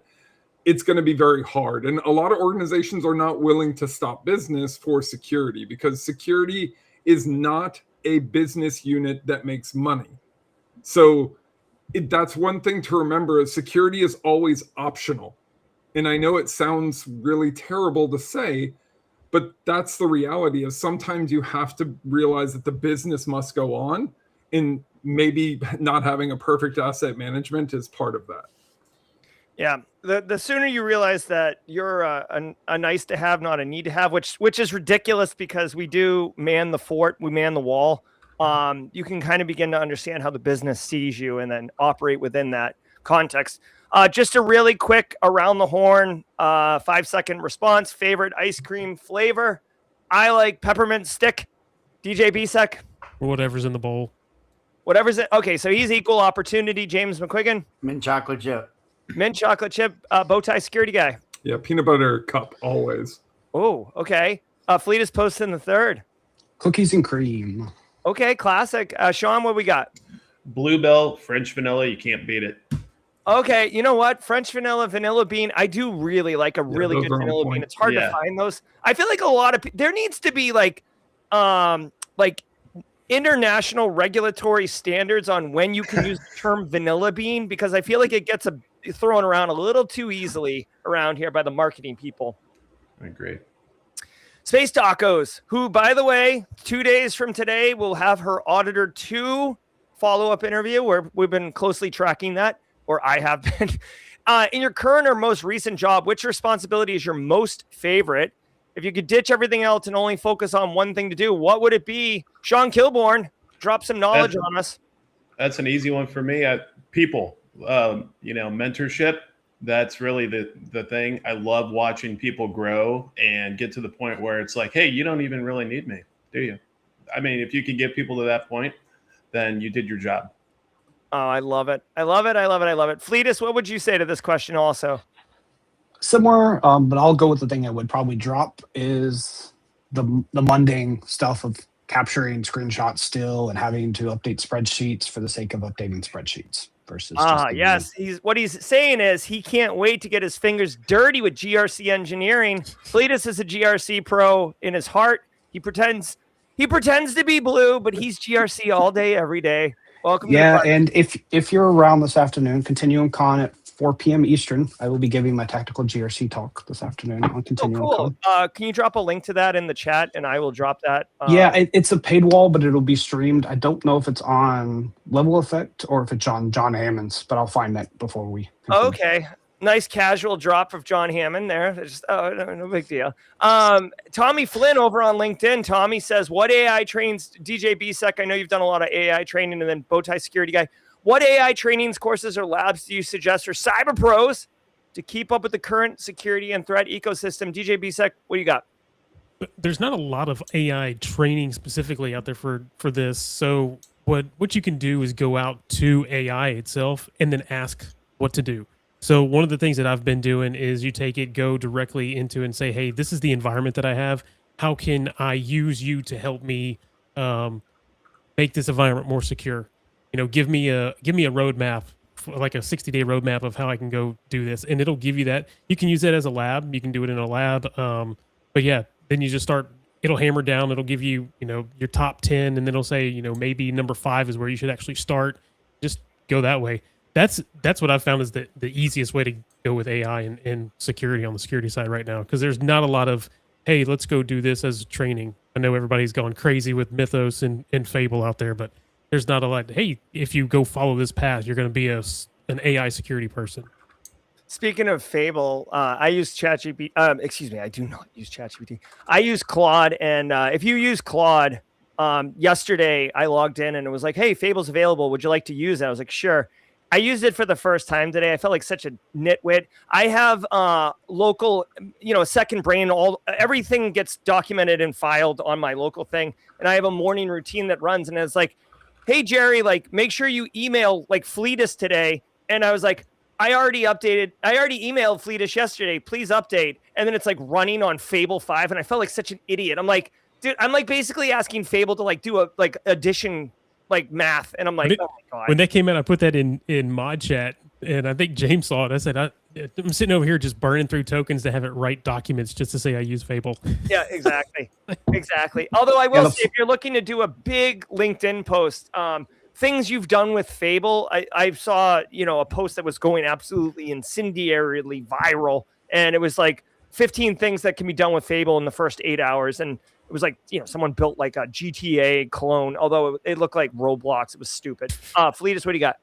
Yeah, I was going to say, make sure if you're running your agent on the Frontier that you put your sub-agents on Sonnet or something else. Make sure you go in any sub-agent that you're not using the Frontier model, especially if you've switched, to Jerry's point, to the latest Frontier model. Make sure all of your sub-agents are running on something smaller, such as Sonnet or something else. Yeah, put that in your Claude MD to make sure that it does that. Half of it makes me wonder if this was all just an elaborate marketing scheme, because the Fable is expensive AF. So Mythos, you can't have it, you can't touch it. Okay, it's available, but it's very expensive. And people are like, I need it. Well, I like how they're going to give it to you for 2 weeks and then take it away, and it's going to cost you $50 for a million tokens. You mean the drug dealer model that we've talked about before? Exactly. I was going to have Dave Chappelle over here. I know, seriously. James, which would you choose? CyberFit Nick needs some guidance. You get either a summer IT job with a school district, a ride maintenance technician role at Legoland with growth opportunities, and a path into IT networking. Dude, without a doubt, you go for the summer IT job. No, I'm kidding. No, Legoland all the way. Established organization, been around since the 1800s. 2, growth opportunities. Yeah. 3, hook me up with some Lego Man, because I got all the Star Wars ones. I've got the helmets behind me. Yeah, no, definitely Legoland. Good opportunities. Any opportunity is a good opportunity. So you can't choose wrong. Nope. Yeah. No, I would that'd question be the IT job for a school district while school's out. You're not really like, that. you- Basically, I can tell you during the summer, it's a whole lot of maintenance. It's Yeah, it's cleaning going to be computers, wiping machines, rebuilding cleaning up the computers. server. Patching and updates. Yep. It's all doing the update. Well, yeah. No, he's installing smart boards everywhere. So he Oh, can- dude, Yeah. don't get me started on smart boards. Jeez. My wife was a teacher. Yeah. Whichever one you choose, Nick, I would strongly encourage you take it, treat it like it's a job interview. Like just absolutely lean in, crush it, do all the things. Think of how you can do things to make your job easier, make your boss's job easier, because you want that at the end of the summer for them to basically not want you to leave. I have a friend recently who's switching jobs, and he did like a little summer job, and the company he's at was like, bro, if you ever, this is an open invite, if you ever want to work here, you call me. Job. Like that's the kind of thing you want to leave, because it be the CEO of you. I say it all the time. I mean it. It's vital. All right. So this is a good question. Oh my God, dude, restream. Sometimes you kill me, Smalls. I can't hold on. I can't click on this damn thing. All right. Hey, listen, how does someone get skills? Sean, how does someone get trained on CrowdStrike? CrowdStrike is an enterprise EDR, fully licensed, wicked high-end EDR. How do you get trained on CrowdStrike? I can only speak to this from being a CrowdStrike customer and then now being a CrowdStrike partner. If you're a partner, very easy. You have access to their partner portal. You can jump in and do all kinds of training. If you're a customer, you can do something very similar. Right out of the gate, anybody else here have any experience with doing it, not already being involved with CrowdStrike? So because it is a licensed product and it is also not cheap, there's not really a way to get your hands on it unless you're actually going to be planning on buying it. So my recommendation is use open source tooling that's similar. Watch a lot of the white pages or watch a lot of the demo videos and things that they show online. Those give you a lot of the information. There's also, I think, a CrowdStrike certificate that you can do that gives you access to their labs. But once you've learned the basics of any kind of EDR type system, they're all kind of very similar. They just have their own unique little quirks. So, just going out and watching the demo videos will teach you a lot of it. If you're going for an interview specifically for CrowdStrike, read the white pages. And you can even build them, talking about the LLM thing, like build your own custom LLM built off the white pages from CrowdStrike and then ask it questions. Like that's the best way to learn AI as a security person is by building something in-house so you don't run up drastic token cost, asking it foolish things. The token cost is going to exponentially go up once they go full IPO. So fully expect that. Both of those sides are. Yeah. Yeah. And the other thing there is if you're already established in a company, ask your VAR. They generally have sandboxes where you can play with them. They will let you spin up an instance, let you play with it a little bit. The other thing too is if you're a nonprofit or if you've got that LLC, get a nonprofit email. They'll give you a trial version and you can play with it via a nonprofit's domain, as long as you can get access to one of their nonprofits. So just some loopholes there. All right. I love it. Thank you very much for helping everybody get some skills. All right. Let's throw this one to DJ BSEC. DJ, which by the way, his name's Ben, but I love calling him DJ. What are the best ways to be transparent with leadership with wanting a promotion or looking for better opportunities when there's not necessarily trust there? Ooh. Not trust between, man, that's a heck of a question. You should always just be transparent no matter what you're doing anyway. Like don't try to do something behind somebody's back.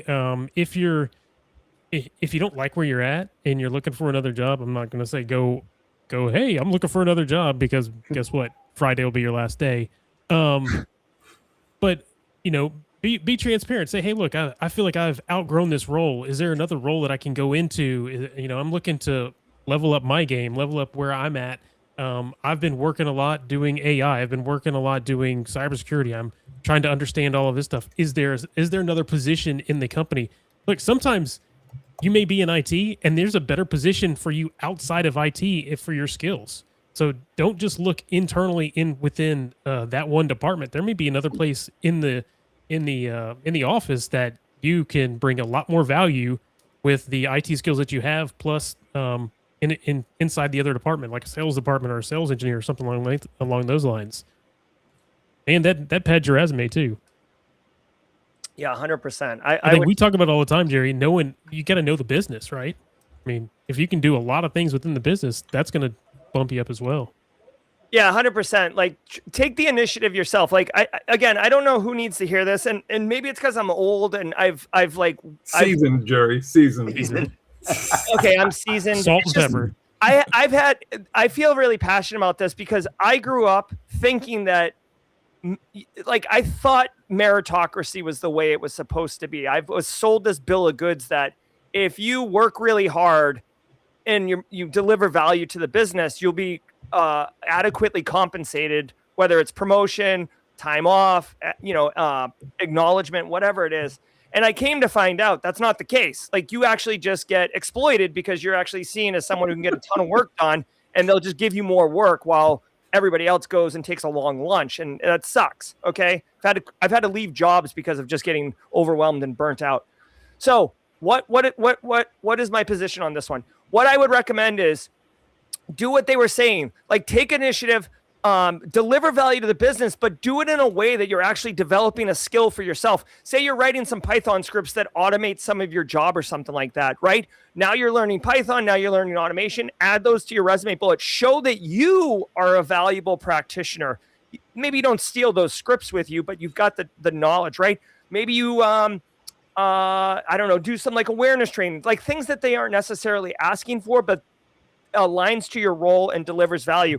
And again, it's a long play. I've always been a huge fan. I'm not a big guy on confrontation. So I've always been a fan. Like, say Sean's my boss, right? What is it? June promotions and whatever is in December. I should be meeting with my boss at least monthly, if not bi-weekly, right? And say, hey, Sean, I make whatever, 60 grand. I really feel like 80 grand or, 90 grand is more of a fair market price. I'm not asking you to give me a raise today, but I really want to close this gap. Can you think about how we can get there, right? Do not ever give your boss guitarware. Don't give your boss a yes/no question, and don't give them an ultimatum. That's not a good look because you're actually pinning them against something that it doesn't give them wiggle room. Most bosses, you're not asking for them to take a portion of their salary and give it to you. You're asking them to go to the business and get money for you. Most bosses, if they're worth a lick, will try to go do that for you because what do they care? They want you to be happy. It's not their money. So just kind of give them opportunities to make the things happen. And then if it doesn't happen and you go find another job, they can't be pissed at you because you gave them every opportunity. All right. Also, to Jerry's point out, also make sure that you're writing down or noting everything that you're doing. So when you go in and ask for that, you can say, hey, look, here's all the stuff I've done this year. So you have the projects that you've completed, and it shows all the initiatives that you've done. Yeah, I would take it back a little bit, though, and first do a self-assessment. What is my current job responsibilities? What am I currently doing? What is my current job description? Am I meeting it? Where am I exceeding it? That way, when you have a conversation, you can do it intelligently, saying, hey, this is what I was brought in to do. Here's what I do in addition to those workloads.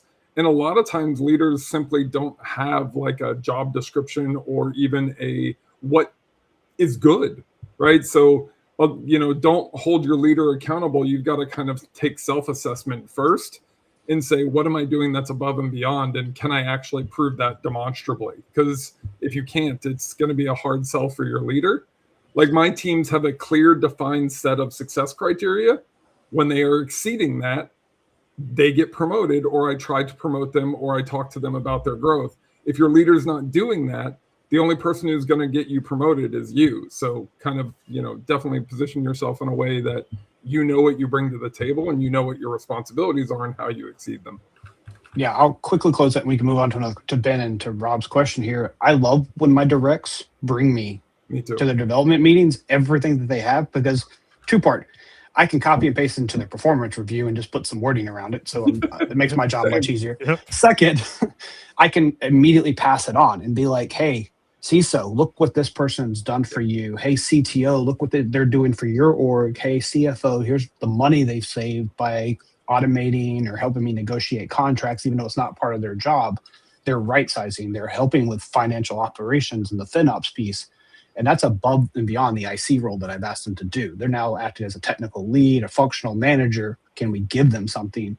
And it makes my job much easier. I can just start tailoring it and sending it every which way I want because they've done the legwork for me. Yep. And all I have to do is just make it fit to the audience and who I'm promoting it to. Yeah.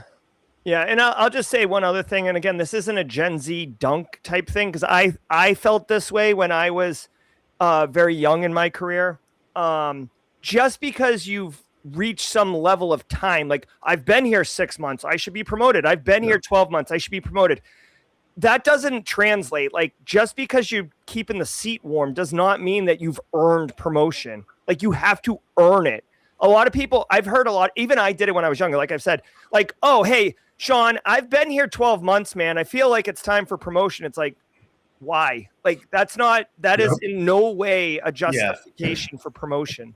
Yeah. The only thing you have for that is if that was actually put into your hiring, like at 90 days, you're going to do this, or at 6 months, this.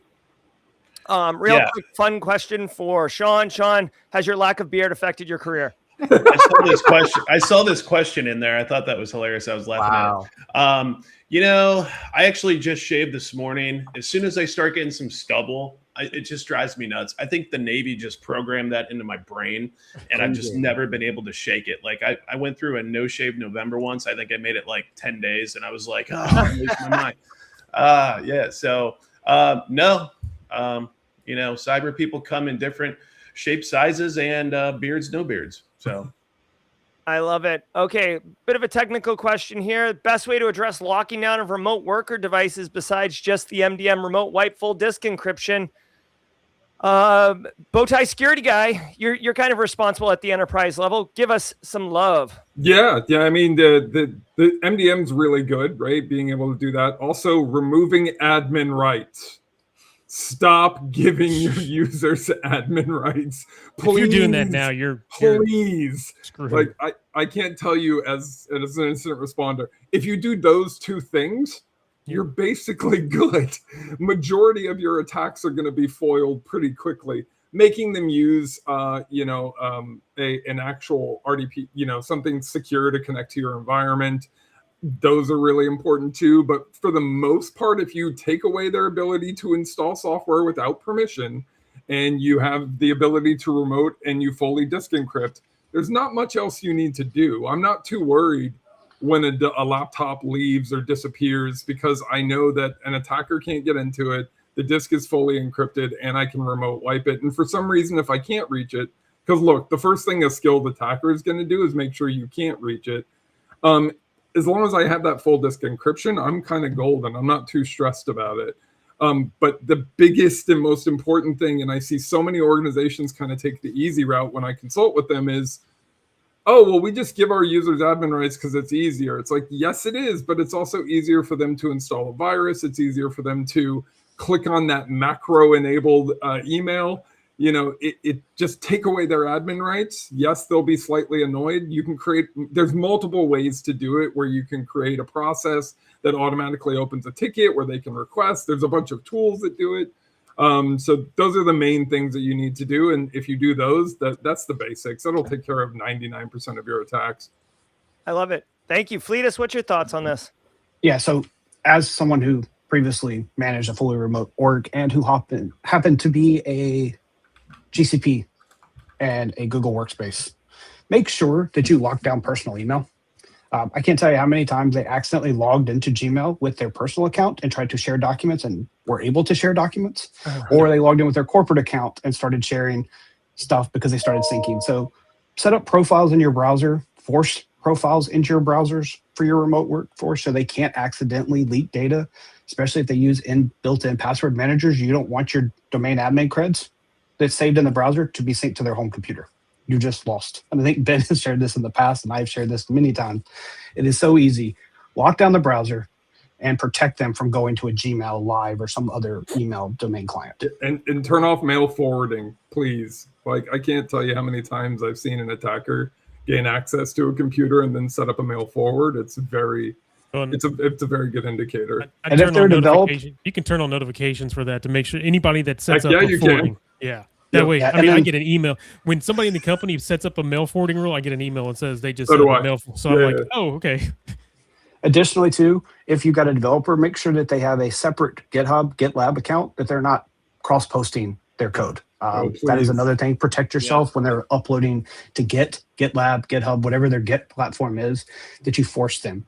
And hopefully it's behind SSO. But if not, at least you force them to use a separate account, because that's another thing that a remote employee will accidentally do is move markdown files between their personal and their professional GitHub repos. James McQuiggan, we got kind of a management question here. New to the supervisor role in the SOC, and he's got the green light to run the center. So congratulations. That's awesome, Bearded Ruckus. What would be your mindset, James, or what would you advise Ruckus here on his mindset on how to create a solid operational foundation and set the tone in the SOC? The beatings will continue until morale improves. No, I jest. No. For me as a leader, and I say leader over manager, when you're managing people, that's different when it comes to leading people. If we're talking about, you've got that supervisor role in the SOC, one of my primary things has always been, don't ask people to do something that you wouldn't yourself do. Granted, it's probably their job, but be aware when you're managing the folks. A lot of it for me comes down to listening to your employees, especially when you've got, whatever tasks or whatever it is they're coming to you to ask. Listening is a key part. Empathy is another a key aspect of it as well. It always cracks me up, watch Michael Scott and do what he doesn't do. But, one of the things was always the fact, not being the friend, but being supportive. Best boss ever. Yeah. A lot of it's going to come down to, how would you want to be treated in the situation, if you were the employee as well. I know this is kind of, warm and fuzzy type stuff, but for me, when it comes to, working with the team that I had, whether it's a volunteer organization or it's a professional organization, a lot of it comes down to that professional development, those communication skills, getting things out of their way, giving them what they need to do their job. And we heard in the threat brief today with regards to training, get that training in there, keep allowing them to level up. And what we've already heard already with regards to, that way your employees can be transparent with you, figuring out, okay, what it is I need to help them succeed and be successful and get them on their way. Bowtie security guy. So just really quick for the community who's listening to this question, while it's SOC specific, there's a lot of interoperability here. Like a lot of people get good at skills, and then eventually you'll be good enough at your job that they're like, oh, we want to take you out of your job and put you in management. So how do you set the tone? How do you be great at that? Bowtie security guy.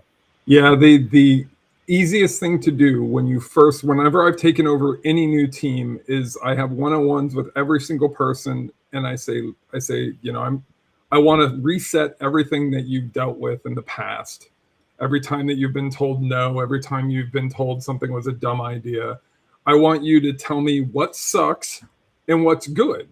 And I'm not going to tell you I'm going to fix everything, but I'm going to do my best to kind of make it a better place to work. And if everything's awesome, that's perfect. But if there's something that you want to see improved or something you were promised that hasn't been delivered, let me know now. I'm going to take stock of all these things as I'm building out this org. And I'm here to support you and make you successful.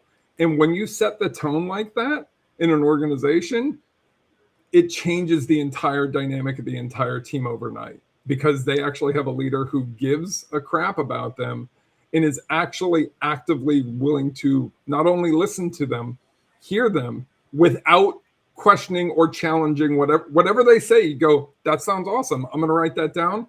We'll talk about it next month when we have our next one-on-one, right? Don't give feedback right then. Don't try to solve it. Don't try to answer it. Just take the information and move on.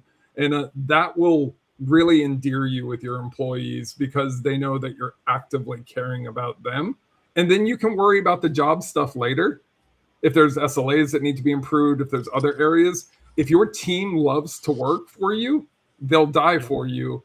And if you can treat them like humans, you'll get more stuff done and you'll be able to do more. And service leadership. I did. There's a whole series on my YouTube about it. Like if you want to know more. Fleetus, what are your thoughts? Yeah, so Peter Ruckus, a couple questions, and we can take it offline if we need to. But find out what the footprint looks like. Is this all U.S.? Is this in-site? Is this off-site? Do you have remote? Do you have U.S.? Do you have international? Do you have a follow the sun? Again, I don't know your footprint. That's going to change how this foundation works from a SOC point of view. I'm going to echo Rob one more time. Like, the more you're in the trenches with them, the more they respect you. And you don't have to be hands on keyboard, but the more you can sit and job shadow beside them and say, is that really how you do your job? Let's talk about how we can make that more efficient. Is this really what you believe you should be doing? Like going back to the roles and responsibility, help them understand.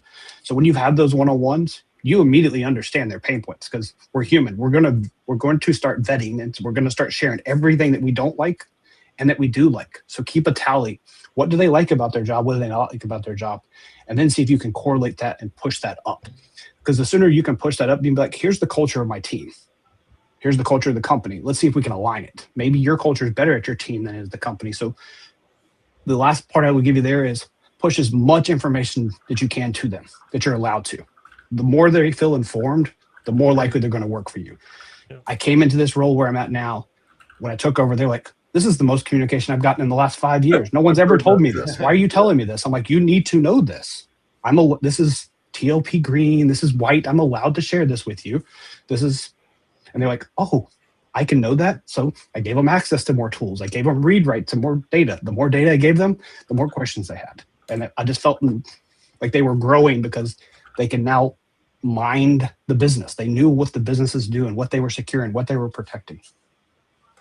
I love it. Sean, what are your thoughts from your director perspective? Yeah, kind of echoing what Rob said. I mean, a couple of years ago, I stepped into this role. And the first thing you do, it's kind of a natural cycle, is your team is taking inventory of you, and you need to do the same thing in return. And what that means exactly is going through, setting up a series of one-on-ones with all of your direct reports, setting up, I like to have a weekly cadence team meeting, no longer than 30 minutes, just go around the horn, talk about what's going on, put out anything we need to talk about. But really it's the first like 30, 60 days, don't take any action because it's going to be knee jerk, shoot from the hip. You want to really like hear from everybody. Some people are going to just give you an inventory list right from the get go. I mean, they're going to tell you, here's all the problems.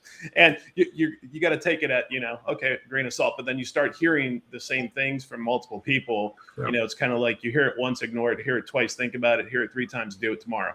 That's kind of my philosophy. So it's like, yeah, you got to really listen, kind of gather the lay of the land, and then slowly start kind of setting expectations as well, right? Yeah, that's always worked well for me. I love it. The final thing I would add to this, just from an operational perspective, I love just letting people know that they do the work, and my job is to make sure you can do the work. That's at the end of the day. Like a lot of people get kind of wrapped around the axle around power, like, oh, I'm the boss, you do what I say. No, like your job is to give them the ability to do their job. That's your job. Take that mindset and move forward with it. Great questions from the panel. DJ Bisek, we got a specific question for you from Ashraf. DJ, currently CCNP and practical network engineer about to attempt CCIE. Any advice, my man? Good luck. Godspeed. Yeah. So I never went CCIE. I did CCNP. When it comes to that, what I would say is lab up, man, because there is a massive lab that you're going to have to do to pass this. You're going to have written, and then you're going to have practical. And the guys that I know that have passed the CCIE practical are some of the smartest people I've never known. And them going through, I mean, I think they said it was like an 8-hour lab. You go sit in there for a day, and it's just, they basically give you switches, routers, and everything, and it's all broken. You have to fix it, and then you are timed. And so, not saying it's scary. You can probably do it, but it's it's a day in a yeah, it's almost like having a incident response. Like go for it and go fix it. Well, and you have to fix it their way, not your way. Like it's very important to know how they would fix it and how they recommend fixing it. So, because if you fix it your way, even though the solution may get you to the same area, it can still not be graded well. Yeah, the right way. Yeah. All right, Yeah, fun question. Go ahead. I was going to say, last thing on that one is I had one CCNE that I worked very closely with. He's like, I just needed to understand the lingo. Like I can call it whatever I want. If I call it an SNAP, they call it something else. I'm going to call it what they call it. If it's they want to know the lingo, so you got to make sure you know the vernacular when you're writing out and commenting in your files, etc. Yeah, it don't go and cross like into Rutgers or into Juniper. It's all the same. It's just a different lingo. Fun fact, and it just an absolute stellar example of how personal branding can really define you. Michelle Khan is a CCIE. I don't know if people know this. Michelle Khan is like an incredibly talented network engineer. He's just branded as like vCISO OSINT expert. But yeah, just a little fun fact if you didn't know. Fun question for the panel. William K99 wants to know what people's favorite show movies are about hacking. I'll go first so people have a second to think, and then I'll go to James. DJ B-Sec, go around the horn here. I like, it says show or movie. I mean, I kind of like War Games. I know it's a throwback to yesteryear, but it did get me personally wicked excited and interested in cyber. Also, fun fact, if you didn't know, Ronald Reagan, the president, not the actor, Ronald Reagan saw the movie War Games and then held a meeting with his top staff and was like, "Is this real? Can this really happen?" And they're like, "Yeah." And he's like, "Jesus Christ! Like we gotta put some money into this." So unplug the phones. We all have a job, kind of because of War Games. So thank you very much. Thank you, Matthew Broderick. Yeah, thank you, Matthew Broderick, for doing a stellar job. Also, mind you, shall we play a game? Joshua doing his part. James, what do you got? There you go. Sneakers, right out of the gate. I've always loved the movie Sneakers. Just, the social engineering, the whole different team of everybody's area of expertise, the fun conspiracy theories, the nice surprise. Yeah, Sneakers is a favorite. DJ B-Sec, what do you got? I'm with Code Brew. Mr. Robot, because it was as accurate as you could be. Yeah, like if you actually go and if you go watch that, you pause it on the screens that are on there. They're actually using Kali Linux. They're actually putting in direct, like the stuff, the back end of, man, I cannot remember the guy's name that did it, but he basically went and researched everything about hacking to make sure that what was on screen was something that would have actually been on a screen. Someone can fact check me. I'm fairly certain Sammy Kamkar was technical director that's who on it was. I couldn't remember the name. That's who it was. Sammy Kamkar, well known for the MySpace hack back in the early 2000s. Sean, what's your favorite? Same, Mr. Robot. If you, it started, I'm talking about just strictly the hacking aspect of it. It started getting a little bit too out there for me at the end there, but like the first couple seasons, just awesome. Yeah, if you pause it, like, you can literally read the terminal and see like, oh yeah, that's legit what I would do. And they're built off real events too. A lot of the storylines are real events. Like the whole Pringle can, that's something you can actually do. Yeah. Oh yeah. Well, same with the fish tank thing too. That compromise was a real compromise. So it's interesting. Fleetus, where's your favorite TV show movie about hacking? So sadly, I'm going to go off of what James probably. I like the Ocean series just because of the social engineering. So like Sandra Bullock, when she goes into at the beginning of the movie, gets herself into the hotel, when she's able to like pick up merchandise and return it, like just shows you this how easy it is today to social engineer your way anywhere you want. And like I use it all the time for like training. I say, hey, you want to go watch a real movie to show you what social engineering can be done, how easily it can be done. So I like to use the Ocean's movies as examples. They're not the best hacking, but they're great to show real world examples of how easy things can be done. Yes, not everything is factual. It's not as simple as they show it. It's not 3 clicks to get to a security guard, but it is ways to get around security. That's why I don't have a beard, because people without beards aren't hackers, right? You can tell. That's true. No hoodies, Sean nothing. socially engineering the panel right now. Yes. I love it. And just really quick before we get Bowtie Security guys, hot take. One thing to Fleetus's point. So you can hack people, process, and technology. People, social engineering, technology is like 0-day exploits. A lot of people kind of have a tough time wrapping their head around attacking process, but the Ocean series movies, it really is a lot around process at the casinos and how they, what the workflows are. Great point, Fleetus. Bowtie, drop us. So I'm a replica prop maker. So the Hackers movie was one of my favorites growing up. Even though the hacks that happen in Hackers are quite silly, it was the thing that really spurred my interest in technology. Where I was like, "Can you actually do that? No, you can't. But wow, I can do this," and that was the big thing for me. So the Hackers films. The second one was pretty good too. It was actually based on Kevin Mitnick. Not many people even know there was a second Hackers, which was called Operation Takedown, I think.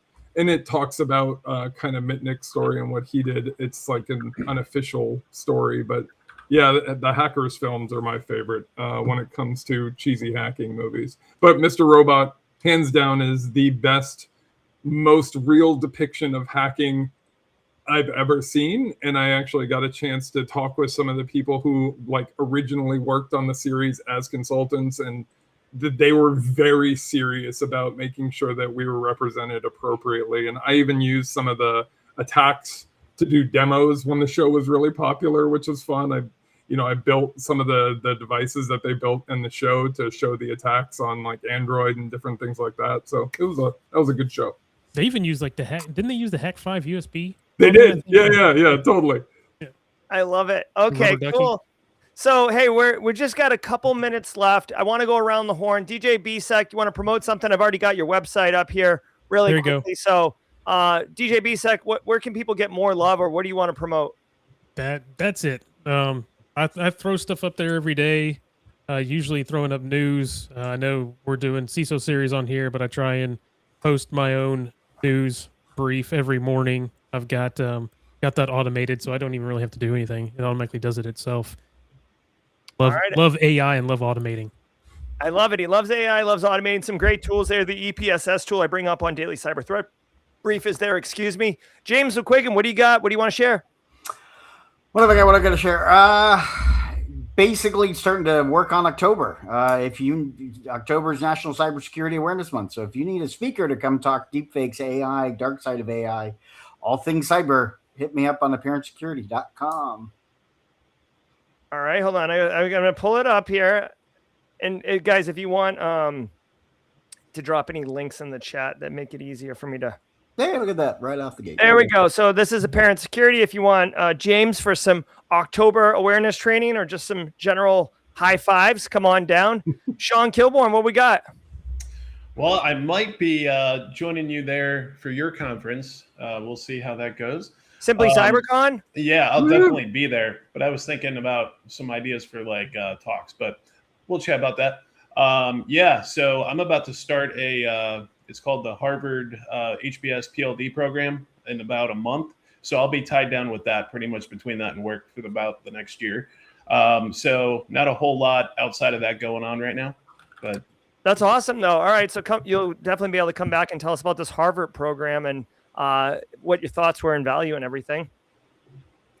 Come back in a smoking jacket. Yeah, exactly. Fleet is posting the third Continuum Com. Yeah, so I'm on today at 4, I believe. That's last year's event, so they'll be posted on this channel. That's last year's talk. I presented for them as last year on human-centric security. This year will be on a tactical GRC. Showing value add to your business application. Right, so I'm going to drop this link for everybody in chat. So you can sign up for a ticket. A Temple gives you the life of the VM, so it's built on Core Stack for those who want to know. So there's other VM-based stuff. So if you want the Continuum, you do the Guardian. If you just want now, you do the Defender. But they'll also be streaming the talks on YouTube throughout today and tomorrow. It's a 2-day summit, so it's free if you just want to watch the streams. But if you want access to the actual labs and VMs, you'll need a ticket for the other speakers. So there's several AMAs today. It's going to be a good topic. I think John Strand's actually doing one as well as a few others. So feel free to check it out. Additionally, Additionally, just check out my YouTube from time to time and my LinkedIn. But with that, I am being pinged to join something else, so I'm going to drop. But I appreciate you guys. Have a great rest of your day. Thanks, Fleetus. Be well, dude. Here's Fleetus's YouTube channel. He's doing all sorts of mentoring and good times over there. We'll drop that in chat. Bowtie Security Guy, what do you got, bud? Bowtie Security Guy on YouTube, putting out lots of content for new people, leadership content. If you need a mentor, feel free to reach out. I'm happy to help. I don't charge. I know. And same with resume reviews. If you're struggling or you're looking for work, I'm not going to find you a job, but I am happy to help you in any way I can. So feel free to reach out because there's a lot of people who are struggling right now. Yes, there are. And definitely appreciate you, Robert, for all you do for the community, as well as James, Fleetus, Sean, and DJ Bisek, aka Ben Cheryl. Guys, this has been Cyber Career Hotline on Friday, June 12th. Absolute banger of a panel. You guys dropped some amazing questions. Hopefully you got value from all the answers. I want to say thank you to the panel. I can't force these guys to come here and share their time, share their guidance, but I am greatly appreciative. I think it really helps the community overall, not just to get my thoughts, but to get perspective and other thoughts. Also, shout out to everybody in chat sharing their answers and their thoughts. Code Bruce, C.R. Montgomery, Phil Stafford, so flavored. Many of you in here helping each other. Guys, I'm Jerry from Simply Cyber. You all are chat, and this is the panel. Until next time, stay secure.